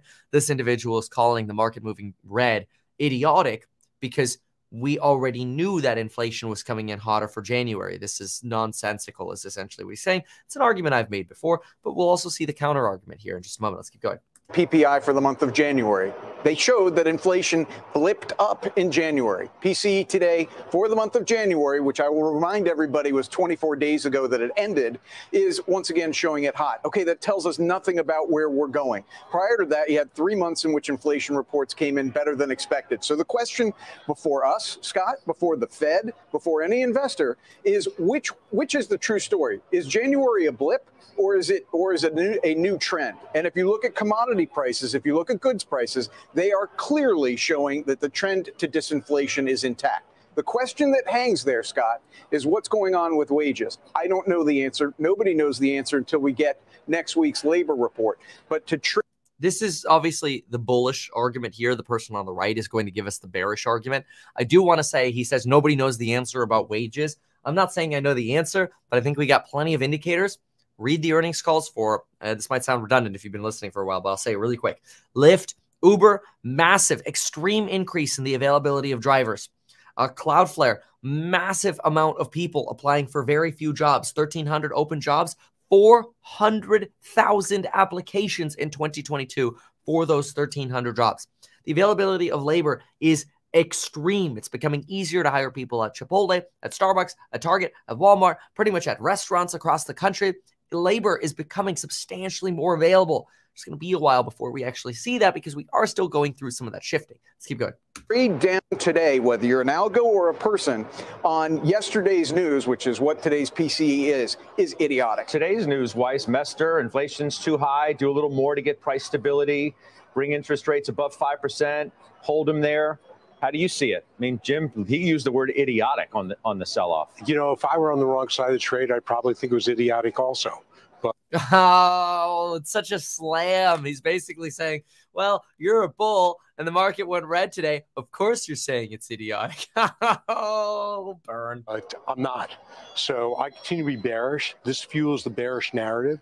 It fuels the narrative of being, higher for longer with the Fed. The Fed is going to err on the side of doing too much. And I'll go back to what I said yesterday and all these times before. Bulls can focus on a single data point. They can explain away, say, this was expected. You know, are you guys idiots? What's new here? Which is essentially what we saw just now from my colleague here. But the reality is that it's directional. The economy directionally is slowing while the Fed is raising rates. So what's idiotic is to have multiple expansion in that environment. Multiple expansion's fine when you have trough earnings. We're nowhere near trough. So the market is way overvalued, will continue to decline as the economy worsens and inflation stays stubbornly high. Now, I want to just quickly interject and make sure to remind you that when they're talking about multiple expansion, this doesn't mean that every company is overvalued. It's basically saying, why did the S&P 500 see its multiple valuation go from 16 to 18? Why would you have multiple expansion in this environment? And really, there are two potential reasons. One is it's stupid and it's going to fall back down because the Fed's going to push us into a deep, dark recession. And especially, in my opinion, the consumer staples and the legacy companies within the S&P 500 are going to go into a recession. Their earnings are going to collapse, and you should not be paying these sort of multiples for the S&P 500. I believe this is roughly what he's saying. Now, the other idea and potentially counter argument to his idea that the market is overvalued, should not be seeing multiple expansion. The potential counter argument is the idea that, well, what if we're not facing a Paul Volcker? What if the markets are pricing in serious fear and have been for the last year that this is a repeat of the 1970s and we're going to have to go through a deep, dark depression to kill inflation? Well, if the markets are pricing in massive fear of a Paul Volcker, then when the fear of a Paul Volcker goes away, the market could actually expand even as rates continue to go up, because even if rates go to 6.5%, it's still better than a Paul Volcker. So it just depends how the market is weighting that negative potential, right? Let's keep going. Bad now. I feel really bad because now I realize I just pulled a Weiss saying idiotic. You're right, Steve. I shouldn't use idiotic, because that's your venue to say things. It's fine to use, Jim, when you're talking about yourself, but say not things about are others. Delusional, insane. Oh, he just called them idiotic. This is great. Stupid, stupidly insane, criminally insane. I mean, the number of adjectives that you've used when things are not going exactly your way to explain away data points is prolific. But I mean, your case, let's be honest, okay? It's very easy to be negative. I totally get it. But your case is harder to make because a good economy, like you've been pointing out, only means more activity from the Fed, right? It means more demand that they need to crush. It means rates are likely to continue to move up or at least stay elevated. And that's a problem for stocks, isn't it? Regardless of how idiotic you think this move is, that is a problem. And that's what Michael Hartnett talks about today and why he says from the Bank of America Flow Show, S&P goes to 3,800 by March 8th. That's, a couple of weeks away. He essentially makes the case. Rates up stocks down. Not that complicated. Yields are going to go north of 4%, and the S&P is going to go lower. Give me good job bringing it down to taking the insults out. That I applaud you for that. Give me next week's labor report. Let's see how average hourly earnings are. I hate to wait 3 weeks for the CPI, PPI of February, but I'm telling you, this is one man's opinion, just one man's opinion. As far as what the Fed is going to do and the impact on the markets, you need to see February's inflation report to determine if January was an outlier or the start of a resurging inflation trend. All right, so Brenda Vingello, join the conversation. Weigh in on this little mini debate that we've had to start the show here on the desk. Sure, thank you. So I think that it could be that January just ended up being overly hot. That's the time of year when everybody puts your price increase. Usually salaries go up. We also had that significant increase in Social Security benefits that really probably boosted consumption during that time. But at the end of the day, I think if we look at data right now, you cannot deny that the consumer is still incredibly strong. They're not spending on all the things they spent on during the pandemic, but they're absolutely spending on all kinds of other things, like travel. As we heard from Booking, things are really fantastic. They're spending on events and concerts. The consumer is still really strong. So I think even though that likely means the Fed is going to continue to raise interest rates here, I also think it might paint a little bit of a different picture in the shorter term for corporate earnings, because I think we had all been expecting that things would be really starting to slow down, that companies would no longer be able to pass along price and higher costs. And that dynamic might change a little bit, particularly for those companies in the services sector where we're still seeing demand be really strong. So I think it's not all potentially a negative here, but are we in for a choppy period? I think absolutely, until we can sift through all of this and really understand exactly what's happening. But in my mind, it's clear that the consumer is really strong, and that's such an incredibly strong part of our economy that in my mind, that's a positive. I'm trying to continue. Maybe a positive. Unless, as the bear said, or who's sitting on the right of this picture here, maybe that means the Fed goes way too far. And I think that's really the big bear argument. Now, the problem is we got to pay attention to the catalysts. The catalysts are quite interesting. Because the bull here mentioned, give me the labor report next week. I'm not confident that the labor report, first of all, I know it ain't coming out next week, A. And B, I'm not confident that the labor report is actually going to be super helpful. As long as it doesn't indicate any kind of wage price spiral, which I doubt it will, it's very unlikely that the labor report is going to show any kind of real softening that'll really help the bullish argument. I actually think what you're waiting for is CPI. Now, the labor report, you want to write this one down. Mark your calendar for March 10th. That's when the labor report comes out. CPI, Consumer Price Index inflation, comes out on March 14th. And then, of course, the FOMC meeting is March 22nd. So pretty traditional bear argument here that, hey, the Fed's going to over tighten. And the traditional bull argument is, hey, well, maybe it's not going to be that bad because consumers still have money to spend through this recession and inflation is going to go away. But is this time different? So Morgan Stanley has an interesting piece over here. And some of this, it just makes sense to read parts to because they make this interesting argument. So usually when we say the word this time is different, what we're doing is we're kind of making fun of the people who are taking the long stance going, oh, well, the market will be fine. This time is different, because those are generally deemed to be the four most dangerous words in investing. Oh, this time is different. Well, Morgan Stanley makes the argument that, well, I mean, let's be real here. Every time is different. So as markets look to the future, the standard practice is to assume that cycles are cycles, and taking history as a guide, and anyone shouting this time is different is met with skepticism. But of course, we have all lived through COVID now, and the facts alone set this cycle apart from others. So it's worth asking, what is different this time and what is not? I think this is a great piece, so let's go through it. The COVID pandemic distinguishes this cycle from the past World War II business cycle. Demand collapsed in a highly correlated way. Nearly every data series now has a very clear statistical break, marking the first difference relative to other cycles. In other words, everything in unison basically hit a wall with COVID. It's very different from other cycles. The key characteristic of this cycle is what they say here, volatility in supply and demand, and how shocks evolved across different sectors. The initial collapse in demand for both goods and services was followed by a resurgence of demand for goods against the specific supply chain that was basically wrecked. The decoupling of demand for goods from demand from services has not been seen in previous cycles. So this is interesting. They're basically saying, hey, like, We haven't had a cycle before where everybody's at home ordering crap on Amazon, but they're not using services as much because all of a sudden they're cutting their own hair, right? This is a really interesting argument because it's like, yeah, like we were kind of stuck at home buying crap on Amazon, buying our groceries online, and we were cutting our own hair. And we're not going to the dentist, right? Like, that's weird. We haven't seen that before because we haven't been in any pandemic before where there was Amazon, right? So it's a good point.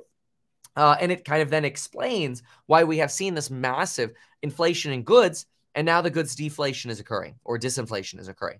But the services explosion came much later. So, of course, it's going to take longer for that services disinflation, which, again, that's where the bears say, yep, exactly. Taking longer is why the market's going to be in pain for longer. But anyway, the initial collapse in demand led to disinflation, but the surge in demand for goods in particular led to goods inflation to decouple from services inflation. This is to say that when everything hit a wall, companies are like, crap, we need to reduce prices to actually get people to buy it. But we had such a quick V-shaped recovery thanks to all the stimmy money. Everybody went YOLO crazy. And what we have? Massive inflation. Okay, we already know that. Subsequently, services demand recovered as the economy reopened, but the reopening was rife with frictions as a large swath of the labor market reinvented itself or was displaced for a period of time. This is so important to mention. The reinventing of the labor market, this idea that we never before had this normalized work from home culture. It used to be weird and embarrassing to say you work from home. Like right now, I know that sounds crazy to say, but if you're probably older than like 25, maybe even older than 23, and you've been in the workforce well before like 2018, you know what I'm saying. Like when I got into the real estate business in 2010, if you said, oh, I work from home, you were deemed as somebody who's just got a side hustle. You're not really serious about the business. Where's your office? I want to go to your office. I want to see you're actually investing in your business. Like that's old school. It was embarrassing to say you work from home. Now, work from home is like the norm. It's insane how that's changed. And that's led to a lot of reinventing as well, where, you know, some people now work at multiple companies from home at the same time because they're doing like 2 hours of work here, 2 hours of work there, 2 hours there, right? Making a lot of money doing that. Very, very, very interesting. But anyway, we've also seen a massive rejiggering in the amount of people who've retired from retail and hospitality who are no longer working there. So you need a new cohort of people working there. People who were working in retail hospitality now potentially have moved on to working in tech because they got educated in tech. Who knows? Anyway, while the collapse in demand was highly correlated, the recovery was not. In other words, everything hit a wall, but we recovered in very weird ways. One consequence of this uncorrelated cycle is that inflation has been noisy. What an interesting argument, because you have seen noisy inflation. I remember last year in March, it's like, yay, inflation is going down. And then it was like June or July, I'm on the beach in Germany live streaming. Oh no, inflation's going back to the moon, right? And then it comes down. And then like in October or September, it comes up again. It's like, oh no. And then it comes down for 3 months. And then it's January and it's, oh no, it's coming up again. It's been like, we've been on a downtrend, but it's been a stressful downtrend of disinflation, right? Today, we see that inflation for goods has notably retreated, but services inflation remains robust even after an aggressive tightening cycle. With inflation running hotter than at any point since the 1970s, we have another key difference. The Fed and other developed market central banks is hiking to bring inflation down. This hiking cycle is the first time since the 70s that we have been hiking with that motivation. This, by the way, reiterates the pivot argument that I've made many times before on this channel already, that when we go to pivot, the people who think, oh, the stock market's going to crash after the pivot are missing the fact that the only time our Fed today will pivot is when inflation is conquered. But that's basically the big fear markets have right now, is that inflation is going to last long. So a pivot should align, and that the Fed's going to over tighten. So a pivot should literally align with euphoria, because we will actually be improving by removing basically the cancer of inflation. Whereas in the past, Morgan Stanley is telling us, look, in the past, we would hike rates because growth was strong. And when growth was slowing, we would reduce rates and pivot because growth started slowing. That's very different. This time, the Fed is intentionally raising rates to slow growth substantially below the prior potential growth of the economy. So in other words, in the past, we would cut rates when the economy was slowing. This time, we're raising rates to purposefully slow growth. It's literally the opposite of when we usually cut or raise rates. It's totally the opposite. That's why I'm saying people who are making these, and there are a lot of people getting a lot of views making these videos about the Fed pivot causing the next crash. I think all they do is they look at one chart and they're like, oh, well, there's a video for me. And they make a video about one chart and they're not stitching together what's actually happening. Maybe there's like a real economic, education that's lacking. And I'm not saying I know everything. I don't. I try to keep challenging myself, but it doesn't make sense. This idea that the markets are going to crash after the pivot, it disassociates why the Fed would pivot in this cycle. Anyway, this time, the Fed is intentionally raising rates to slow growth, substantially below the potential growth rate of the economy, and plans to keep them high while the economy slumps. That's the over-tightening concern. That's the bear argument. This central bank strategy is clearly a key difference relative to other cycles. So, where does this discussion leave us? Why is it important to highlight the differences in this cycle? Well, we have a soft landing view, have had a soft landing view for the U.S. economy for a long time. The pushback has consistently been that previous cycles have not had soft landings, so it's not reasonable to forecast a soft landing now. They're basically saying, look, in the past, we've never had a soft landing we've rarely had a soft landing when we've talked about it. We had a soft landing in 2019 after the 2018 Fed U-turn, and we had a soft landing in about the mid-90s, like 1994. But usually when we talk about a soft landing, we don't have a soft landing. Like you go back to 2006 and we're like, oh, real estate's just going to level off. And then it falls off a cliff, right? You get a massive real estate recession. But anyway, the pushback has been that maybe it's unreasonable to forecast a soft landing now, but Morgan Stanley, these writers are forecasting a soft landing. Not to be confused with Mike Wilson, who's a big bear. But anyway, we were comfortable that there were enough differences in the cycle this time to produce a different outcome. The market narrative has shifted towards us. And now the question arises whether we are actually seeing enough slowing or even a re-acceleration. So far, we do not think there is sufficient evidence to change our fundamental view of a slowing economy. And going back to the Fed's strategy of intentionally slowing the economy below potential to squeeze inflation out, a no-landing scenario does not really make sense to us. But the data for January do reflect underlying strength.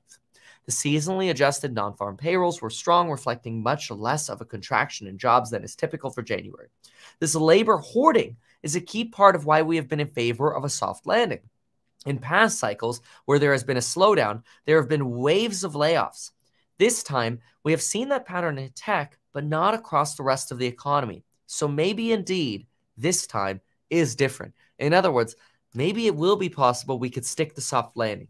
And this is where I just want to reiterate, because sometimes I don't think people listen, and I just want to be very clear, not to say that I'm going to be right, but it's my opinion. And I think my opinion is very clear that a soft landing is bad for staples, industrials, staples, industrial staples being like your McDonald's, your Costco, your grocery stores. I think also bad for your restaurants. I think it'll actually be good for pricing power stocks, especially stimmy check ones, which would be things like Nvidia, Tesla, Enphase, things that have gotten hit pretty hard right now, but could do pretty well going forward into the future. So that's my thesis. That 2023 is going to, and these companies have already done well over the last about 8 weeks here, but I mean, even substantially better than what we've seen over the last just 6 weeks. But going forward through the rest of 2023. And the reason I say stimmy check is because a lot of money is obviously being invested into CHIPS Act, inflation reduction, energy. So that's why these are some of my favorite pricing power stocks right now. But anyway, very interesting argument that maybe, dare we say it, is this time different? Who knows? We'll see. Because there's also the very common and typical argument of, I don't know, man, say whatever you want, but don't fight the Fed. Loretta Mester's a bear. Well, what did we learn yesterday? Yeah, Loretta Mester was a little bearish and last time suggested maybe we need to go 50 BP. And a lot of people are sending me emails and shouting at me in the comments going, we're going to go to 50. I'm like, let me just reiterate. I talked about this yesterday, but let me just reiterate what Loretta Mester said. Loretta Mester said, I want the upper end, so the UE, the upper end, to be at 5%. The upper end today is at 4.75%. In the last meeting, the upper end was 4.5%. So if we're already past 4.5 at the upper end, we're at 4.75 now. Guess what the difference is between 4.75 and 0.5 or 5% rather? 25 BPs, man. I don't think there's any way the Fed shoots themselves into the foot and goes for a 50 BP. They'll kill any nominal credibility that they have left. Yeah, sorry, J Powell. All right. Anyway, let's take a brief moment and listen into what these folks are yapping about because they seem pretty passionate. Want to see, is he or isn't he? Because there are guys like Gavin Newsom out there. He's freezing the field. He's freezing the field. They Right. want to know, are you going to or not? If you're not, we got to get ready. Well, I have no doubt that a lot of Democrats are getting ready just in case, and that's allowed in politics. But, you know, he is the president of the United States. He says he's going to run. And just to show that the Politico story didn't have much weight, Jill Biden, the first lady, did an interview with AP, I believe over the weekend in Africa, in which she said, we're down to pretty much picking the time and place. And then she said, how many times does he have to say it for you to believe it? So if you read signals in the media world, that is Biden world saying, yeah, for campaign finance reasons, we don't want to say he's running, but he's running, nor does he take any opportunity to knock it down. I gave myself the last word, Susan Frischio and Kevin Corke. Thanks very much. After the break, Steve? You know, what's interesting is this idea that, yeah, maybe Joe Biden wouldn't run, right? Now, over the weekend, Jill Biden has actually reiterated, I think she's, or maybe it was Friday, she was on a trip to Africa or something like that. You know, she's reiterated this idea that Joe Biden's going to run again. Now, what's wild about that is because you do have a lot of Democrats kind of on the sidelines, especially people like Gavin Newsom, who are kind of like trying to set themselves up to run for president, right? That's often what you do as well, as you use the California governorship as sort of your stepping stone into the presidency. Personally, and this is just my take, if Gavin Newsom ended up running against somebody like Ron DeSantis and President Biden was not in the running, I think you're handing the presidency to Republicans. And that's not necessarily a bad thing, because I think there are definitely, I mean, there's a lot of reasonableness coming from Ron DeSantis. And I'm not trying to align myself here with the right. I think I'm very well in the middle. But you should be paying attention to what Ron DeSantis is doing and saying. It's very interesting. Okay, somebody here has a question about the inverted yield curve. Let me explain that really quick, right? And we'll append that. So give me 1 second. Question here about the inverted yield curve and why is everybody ignoring how deep the inverted yield curve is? So let me explain that. I've explained that in prior videos before, so sorry if it sounds redundant, but I want to make it very clear. What the inverted yield curve tells you is that today you're going to demand a higher interest rate than you will in the future. That's the basic principle. And usually when the yield curve inverts, it's because we think we're going into a deep, dark recession. And so we're going to demand more money to be invested today as we go through the recession than we will in the future. That's usually what the inverted yield curve tells us. However, and this is like the only counter argument that exists for the bulls regarding the inverted yield curve. It could be right. Historically, what I'm about to say is wrong. So history is in favor of the bears. But the bull response is, yes, of course the yield curve is so inverted today because we think the very high inflation we have today is going to plummet very quickly. See, because usually, let me try to depict that for you, okay? Usually, when you go into a recession, you take GDP growth, which let's say GDP growth is 2%. Here, I'll draw it like this. So let's say GDP growth is 2%. So usually if the market thinks we're going to go into a recession, the yield curve substantially inverts because we think GDP is going to go negative, right? So let's call it negative 0.5%. And then eventually after a recession, GDP recovers again, right? This is traditionally what a recession looks like. And so the idea is, well, the yield curve starts inverting here and then re-inverts, maybe somewhere over here. And then you actually have the depth of the recession still ahead of you. So during this part right here, you have an inverted yield curve, the IYC. And that's sort of the traditional belief of what the inverted yield curve signals. Now I want to show you the potentially different chart, okay? That kind of looks the same, But watch this, okay?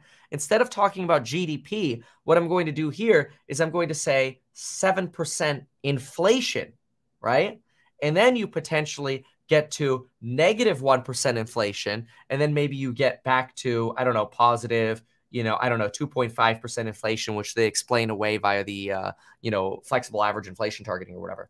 It is possible that the yield curve is actually describing what you're going to see in the plummeting of inflation. Because after all, the bond market is dictated by yields, right? So it's possible that the yield curve is telling you, no, we think the reinversion of the yield curve will actually align with basically the like negative inflation. And then when inflation gets back to normal, the yield curve is already then normalized, right? So we don't know. But traditionally, the bears are right to say yield curve, this inverted, hell ahead of us. Whereas the bulls are saying yield curve, this inverted, well, it's just pricing in all the disinflation we're about to see. It's crazy. I'm telling you, there are perspectives on every side here. I think it's very cool to think about it that way. All right, let's go back to these folks for a moment because I think they're saying some interesting stuff. So let's listen. Zucker when they were at NBC when Celebrity Apprentice was going on. So it was personal. You know what? I'm going to go to the restroom break because I want to keep streaming and I'm dying over here. So I will be right back and I will play this, but I'll be listening to it too because I have, well, little headphones. Save the Republic. Exactly. Yeah. And when you do that, I would argue what you should do is double down on your standards and you should double down on your journalistic principles. Instead, what they did was say, oh, this is a special circumstance. We can let the guardrails go off. Along the same lines, you interviewed Piers Morgan, who said that CNN drank the anti-Trump Kool-Aid and became indistinguishable from MSNBC. I think that is very fair to say, and that's really unfortunate because there's a reason why we talk so much about CNN. I think in the broader cultural context, because CNN was the news, and maybe it was boring sometimes and it was a little crusty, but when news happened, you turned on CNN because you trusted it. When you lose that, because now all of a sudden you start associating them with political ideology, that's a huge problem for the brand. And I absolutely think that they went down that path. They're now trying to dig themselves out of that path. Yeah, I used to say that all the time. And on that note, in fairness, Chris Licht, the chairman of CNN, is trying to fix the situation, have more Republicans on, but he's got the Don Lemon embarrassment. He still hasn't replaced Chris Cuomo. And the ratings have been pretty awful. So it's hard to make that turn and suddenly everybody trusts you again like in the old days. It is hard to make that turn, and it's especially hard to make that turn when you're just sort of reshuffling the talent that was already there, that's been there during the Trump years. So that's generally what's happening right now so far. I think that the mandate to get back to news, to get back to objectivity, if you will, is the right one. But right now, the talent shuffling has not really borne that out. And a la reinventing Don Lemon, who had been such a ardent liberal, as a perky morning show guy? I don't think relegating him to a co-anchor on the morning show has worked out at all. Certainly not on the ratings side, but also not on the journalistic side. And that's what you need. Don't worry about ratings right now, fine. But get back to the journalism, get back to some people, bring some people, maybe new people in that can actually, fit that mission. Tara Palmieri of Puck told you that tough on Trump stories got you celebrated by the left. And okay. I gotta counter some of this stuff because, look, Fox News. I mean, let me put it this way: I think this is a little rich. Okay, this is coming from me as being in the middle here, but Fox News is basically pooping on CNN for being too politically and ideology whatever left. Dude, come on, man. We all know Fox leans so heavy right. Like. This is like the pot calling the kettle black. Okay, you don't watch Tucker Carlson for the deepest dive journalisticness. You watch Tucker because he points out hypocrisy and it's entertaining and he kind of makes things a little more extreme than they are, but it's funny because it's fun to talk about in the office the next day. It's outrage news, right? And that makes sense. It's like you listen to Tucker and you just get angry. It's entertaining. Some of it is a little stretchy, but it's funny. I mean, the other day he's talking about Pete Buttigieg being the Department of Transportation or the secretary, and saying things like, "Does Pete even know how to drive a stick? I don't know. He's on paternity leave," and it's like, okay, it's like It's funny, but it's not. It doesn't actually give us like a journalistic insight into what Pete is doing. But then again, what is Pete doing? I don't know. Anyway, let's move that aside. I just think I heard that, and I think it's a little rich for Fox News saying CNN is getting too basically politically aligned. That's unfortunately the tough thing, though. It's very difficult to find sort of central news source. That's what I try to do, is I try to cover and look at the reasonableness of all sides. Personally, I think that gives me the best perspective for investing and real estate, because it keeps you more aligned with potentially like reality, which is usually a little bit more in the middle. But that's not to say, both political parties haven't been right, and in certain circumstances, and wrong in many others. That's why politics sucks. Politics is pretty wild. This was actually a good argument. So funny seeing Fox News admitting the election wasn't stolen behind the scenes and pushing the BS on air. So that's actually probably the biggest egg on the face to like Fox News and Tucker Carlson, because see, if you wanted to, listen, I ran for governor in California during the time of this. And if you didn't align with the idea that the election was stolen in favor of Donald Trump, right? Making the argument in favor of Donald Trump, then it was very difficult to get Republican votes. If you said the election was stolen or was not stolen, and that there is no vote rigging, you were basically just an extreme leftist. And I think the vast majority of us realize, like, yeah, look, there are shenanigans that happen in elections, but do we think it was broad enough to actually change the outcome of election? Probably not. That's going to offend some people, maybe the left or right 10%, but I think the middle core 80% is like, yeah, let's put that behind us. And the fact that, Tucker Carlson, Laura Ingraham are sending text messages to each other going, hey, we don't want to keep pushing this election stolen narrative because people are actually believing this. It's kind of surprising. You just can't trust. It's sad because you almost have to be skeptical about just everything, right? And it's sad. I think that sometimes, unfortunately, is very demotivating for people, because it kind of makes you feel like nobody out there is trying to do the right thing, and it's really tough, because then it sort of dissuades you from wanting to build success in your life. So, like, if you wear too much of a tinfoil hat, you kind of just don't believe anything anymore. And then you don't want to build a business or invest in real estate or invest in stocks. And then ultimately you end up hurting yourself. But then you also can't really be blamed for being tinfoil hatty, because time and time again, some of the, crazy conspiracies just end up actually being right. It's wild. It's really wild. So crazy time. So let's see what other potential commentary we have here. Will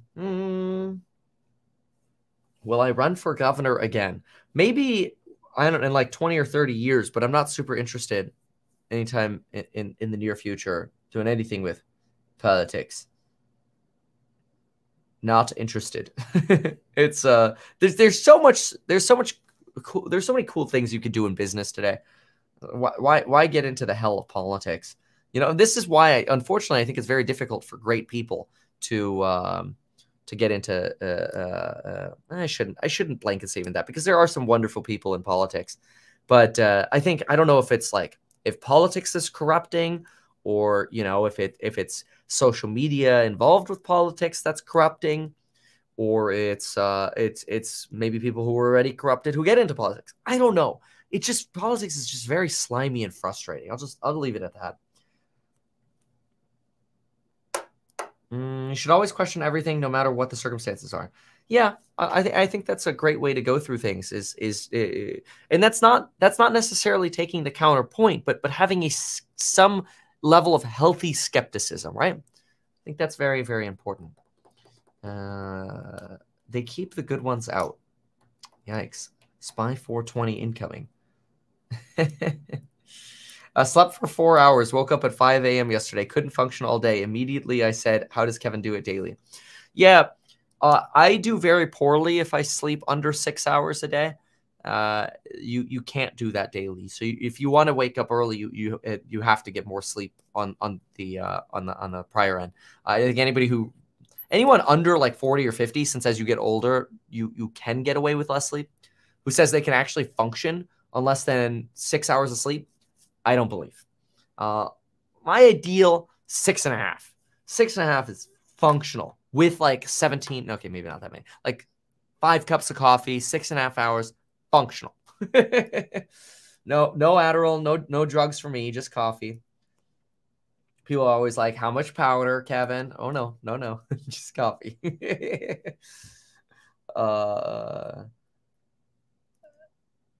It's sad a lot of YouTube channels now have no honest sponsored product review. Well, I mean, it's difficult because, so let me put it this way. I don't have any sponsors on the channel, right? It's just my courses on building your wealth. I'm my own sponsor. Look, you want to invest in me? I run an actively managed ETF. I have a real estate startup you can invest in. We've got a phenomenal one-to-one valuation. And I've got amazing programs on building your wealth where I just give you my brain on a platter, basically, right? In various different topics, from making money as an entrepreneur, an employee, a real estate agent, a YouTuber, stocks, real estate, whatever.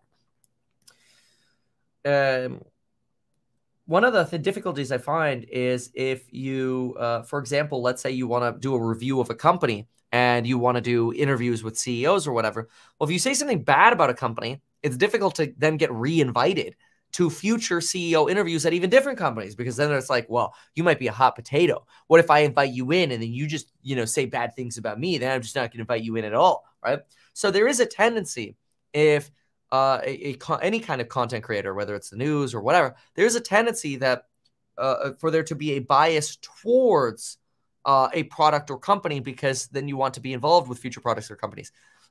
This is why I'm a big fan and believer of, if I'm self-funded basically via my own programs on building your wealth, which if you appreciate what you get on this channel for free, even if you don't feel like you need the programs, even just if you want to just pop into the live streams once every so often, the private live streams, it's basically a way of you saying thank you, right? For the content that you do get for free on the channel, because nobody else sponsors me, because I'm not taking other sponsors. But anyway, yeah, I think that there's a heavy bias in product review. For example, I'll give you an example. So Matterport, Matterport, I've been a huge supporter of, and I still today am. I'm not an investor in Matterport. I don't think right now is the best time to invest in Matterport stock, but I'm a big fan of the company. I'm a big fan of the service.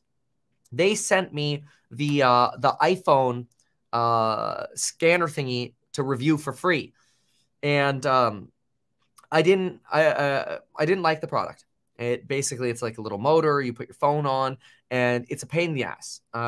Like, how many times you have to adjust the phone and how long it takes. The more expensive camera is substantially better. I would not recommend the iPhone one. I mean, unless you wanted to like screw around and you had all the time in the world to just do one scan or whatever. As a business owner, it's a terrible product. And so I didn't make a negative video about the product, specifically because, and this is kind of like self-censoring almost. I didn't want to like poo-poo the company. I mean, here I am talking about it, right? But so what I did instead was I emailed them and I go, look, here's why I don't like the product. What say you? They didn't respond, but they did give me the product for free. And I'm like, hey, I'm not going to make a video on this. Just in fairness, I'm going to let you know I don't like it. I will talk about it, but I'm not going to make like a standalone like poop video on it. Yeah, sorry. Thank you for the free product, but sorry. Like, I'll send it back if you want it. Right? That's hard. It's a lot easier to make a glowing review of the product and then have an affiliate link down below and then make money off talking about how great this product is, even though you don't actually think it's great. That's easier. And some people have to do that just to survive. That's why I feel like I feel so free in that I can be very free with what I say here. Mostly, YouTube's actually been very good with for me. I feel like I don't get censored much on YouTube. I think some things maybe do, but I'll take what I can get. Yeah, again, that's why I sponsor myself, because I think it creates some more freedoms. Would you move to another state for tax purposes? Not us personally. No, I don't really care. I just say for the 13%, I'll just work 13% harder. Kevin, I'd love to see Kevin on South Park. No. I love South Park. South Park's awesome. Yeah, pushing bad products will ultimately hurt you. Exactly. Yeah. Yep. So anyway, I think it's time to go. Appreciate y'all being here. No, I don't take any melatonin. I don't take none of that crap. Dude, come on, man. When you get 6.5 hours and you're working all day long, I don't need anything to fall asleep. I fall asleep. Waking up is the hard part, man. Come on. You're talking about you're about to get censored for talking about getting censored. Yeah, no kidding. You should buy Ben's house. He is selling. Are you serious? What? No, he's not. Hold on. We got to look at this. Talk about Ben Mallah potentially selling his house. That can't be true. Is that his house? Ben Mallah. Let's see what's going on here. Oh, buying an $18 million. No. Where does he say that? Where does he say he's going to sell his house? I don't see that. Is he selling his house for $18 million? I don't know what he's doing. I can't believe that. No. He's talking about this is a property. This is like an apartment building. No. Where did you see he's selling his house? Anyway. If you want to watch my video with Ben Mallah, we went tubbing together, and then I did an interview with him. He's great. You could just he's trolling. Oh, okay. Yeah, I don't think so. Anyway, yeah, you could watch my video with him. Just type into YouTube Ben Mallah meet Kevin interview. Let me see. What did we call it? I called it. There are two versions of this. So there's the Fire Pit Talk Meet Kevin. That's on Ben Mallah's channel. You could watch that. That's when we talked by the fire pit. That was good. And then there's Ben Mallah, Kevin. Where did we do? Where's my video? Oh, there it is. How to become a quarter billionaire. $250 million. And then it's Ben Mallah and me in the spot. How to become a quarter billionaire. Watch that one. That one was pretty good. Yeah, they got some funny videos. So anyway, all right. You should also watch this one. This one was funny. Mansion meets Kevin. This was hilarious. Watch that one. I've lost some weight since then. But anyway, all right. Thanks so much for being here, folks. Oh, today I will be dropping the Boxable video, by the way. So stay tuned for that. The Boxable video will be dropping today. All right, folks. Thanks.